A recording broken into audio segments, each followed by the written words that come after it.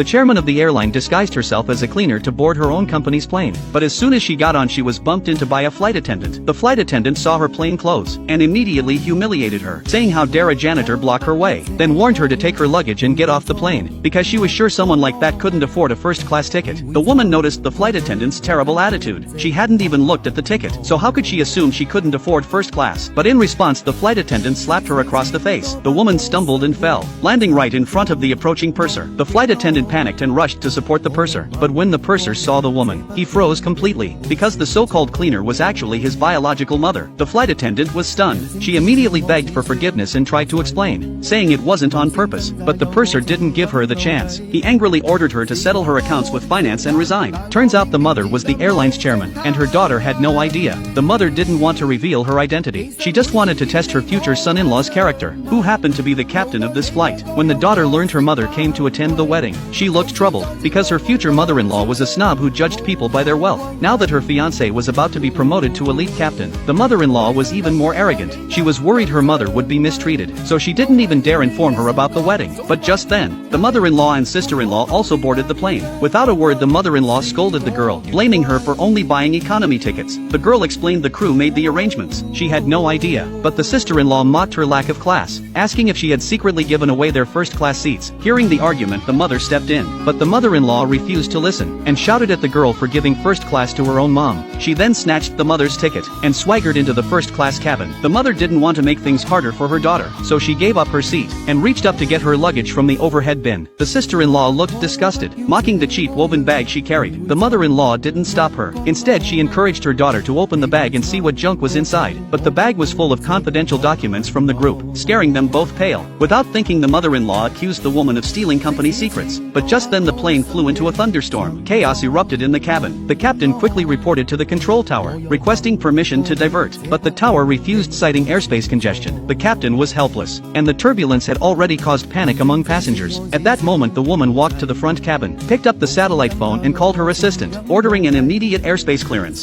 Soon the airspace was cleared, and the plane successfully avoided the storm. Passengers all breathed a sigh of relief. Many came forward to thank the woman, but the in-laws weren't grateful. The mother-in-law slapped her hard, claiming it was her son who saved the plane, not some cleaner. Soon the captain arrived in first class, and also yelled at the woman for picking up the satellite phone, saying she was trying to steal his credit. Clearly the son-in-law had no respect for his mother-in-law. He then told the daughter to buy her mom a return ticket, and said she wasn't allowed at the wedding tomorrow.